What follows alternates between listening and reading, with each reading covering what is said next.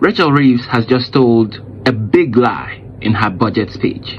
Take a look at this. And I have cut the cost of living with money off bills and prices frozen, all while keeping every single one of our manifesto commitments. In order to understand why this was a lie, you need to know that yesterday the Department for Health announced plans to use private finance to fund new neighborhood health centers in the NHS. And some of it we're working with the private sector as part of a private sector partnership to fund the rest of them. What does that mean?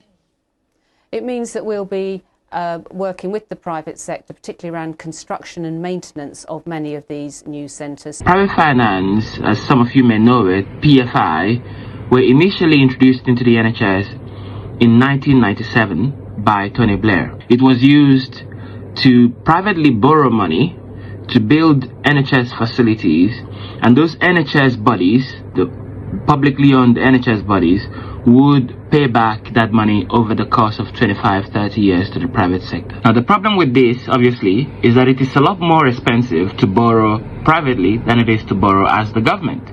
So, for example, the NHS received assets worth around £13 billion, but by the end of those contracts, they would need to pay back around £80 billion to the private sector. Now, the government promised in their general election manifesto that under Labour, the NHS will always be publicly owned and publicly funded. And in your manifesto, you said very, very clearly the NHS will always be publicly owned and publicly funded. And this absolutely was a lie that she told in her budget. All while keeping every single one of our manifesto commitments.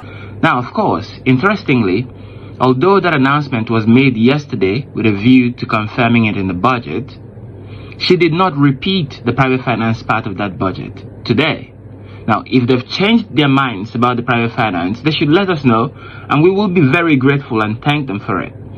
But if they have not, and they're just trying to hide the fact that they're going to be using private finance in the NHS, then they've got something else coming, because the public will continue to oppose bringing private finance back into our NHS because it's doing damage in our NHS right now, and any new private finance will do damage into the future, and it must be stopped.